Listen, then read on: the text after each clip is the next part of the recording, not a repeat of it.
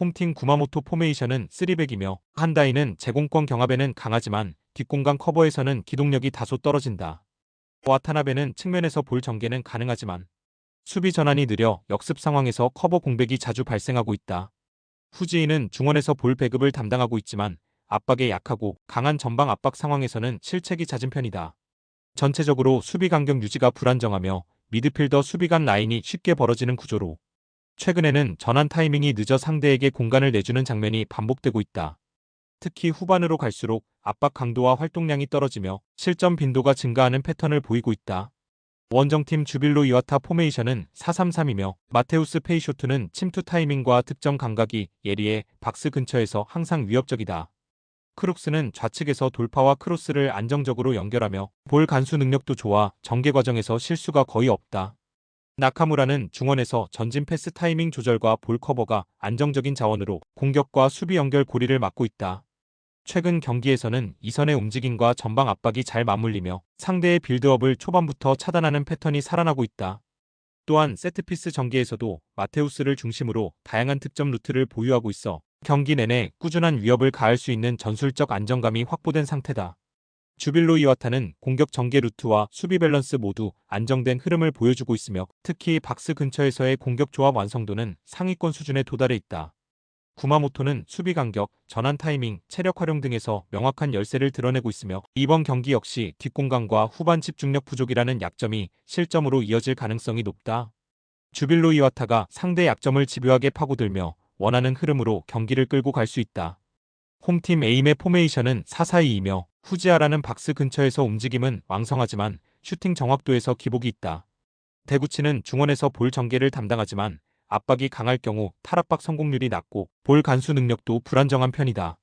다니모토는 왕성한 활동량을 바탕으로 측면을 커버하지만 수비 전환 시 커버 타이밍이 늦어 뒷공간이 자주 노출된다. 특히 최근 경기에서는 수비와 미드필더 간격이 벌어지며 이선 침투에 대응하지 못하는 장면이 빈번하게 연출되고 있다. 공격 전개 역시 좌우 편중 현상이 심하고 세컨볼 장악률도 낮아 전방 압박 이후에 연결 흐름이 끊어지는 구조다. 원정팀 야마가타 포메이션은 4-3-3이며 디사로는 문전 침투와 위치 선정에서 위협적인 움직임을 꾸준히 만들어내고 있다. 고쿠부는 빠른 터치와 측면 연계를 통해 공격 전개를 주도하며 롱볼과 숏패스를 모두 활용할 수 있는 자원이다.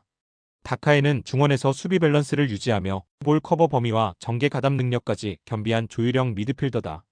야마가타는 최근 경기에서 전방 압박과 미드필더 라인의 간격 조절이 완벽하게 작동하고 있으며 양 측면의 순환적 움직임과 중거리 슈팅 옵션까지 더해지며 공격 루트가 다양하게 분산되어 있다. 수비에서는 하프라인 부근에서 끊어내는 압박이 성공적으로 작동하면서 빠른 공격 전환으로 실점 위기를 줄이고 있다. 야마가타는 전방 압박과 전개 밸런스 모두 안정적인 전술 구조를 보여주고 있으며 특히 후반전 집중력이 유지되는 흐름이 강점으로 작용하고 있다. 반면 에이맨은 체력 부담, 간격 유지 실패, 템포 저하라는 복합적 약점이 실점으로 직결되고 있다. 이번 경기 역시 조직력과 완성도가 높은 팀이 승기를 잡을 가능성이 높다. 야마가타가 흐름을 끊어내고 원하는 방향으로 설계할 수 있는 승부처다. 홈팀 성남은 4-4-2 포메이션을 유지하며 김범수를 중심으로 한 빠른 전방 침투가 강점이다.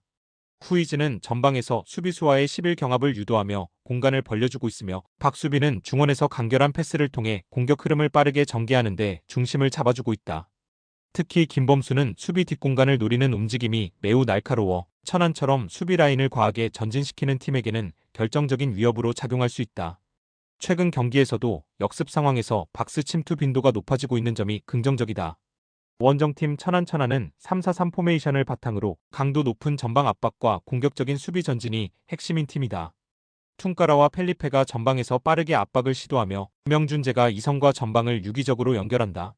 하지만 과도하게 전진된 수비 라인으로 인해 수비 뒷공간이 자주 벌어지고 있으며 이로 인해 상대에게 카운터 어택을 허용하는 장면이 빈번하게 발생하고 있다. 특히 최근 몇 경기에서는 롱볼 한 번에 라인을 뚫리는 구조적 약점이 반복적으로 노출되고 있다. 상대가 빠른 발을 가진 공격수를 보유하고 있을 경우 이 전술은 치명적인 역효과를 낳을 수 있다. 천안은 전방 압박의 강도를 높이면서도 수비 밸런스를 잃고 있으며 이로 인해 수비 뒷공간이 비는 장면이 자주 연출되고 있다. 성남은 김범수를 중심으로 해당 공간을 빠르게 공략할 수 있는 전술 구조를 갖추고 있어 이번 경기에서 효율적인 역습이 결과로 이어질 가능성이 높다. 홈팀 화성은 4-4-2 포메이션을 기반으로 좌우 측면에 풀백과 윙포워드를 함께 배치해 상대 측면을 압도하는 전개 구조를 유지하고 있다. 루앙과 리마는 측면에서 공수 전환의 템포를 주도하고 있으며 김병호는 전방에서 연계와 마무리 타이밍을 동시에 책임지며 안정된 공격 구조를 보여주고 있다. 양 측면에서의 수적 우위는 단순한 볼 소유가 아니라 상대 수비 라인을 실제로 흔들어낼 수 있는 전술적 설계라는 점에서 높은 완성도를 지닌다. 원정팀 부천은 3-4-3 포메이션을 유지하면서 윙백 한 명씩만 측면에 배치하는 구조를 기본으로 한다. 몬타뇨와 박현빈이 전방에서 활발한 움직임을 보여주고는 있으나 양쪽 측면에서의 숫자 부족으로 인해 수비 시 고립되는 장면이 자주 연출된다. 바사니가 중원에서 볼을 조율해주긴 하나 전체적인 밸런스는 측면 대응력이 떨어지는 흐름이다.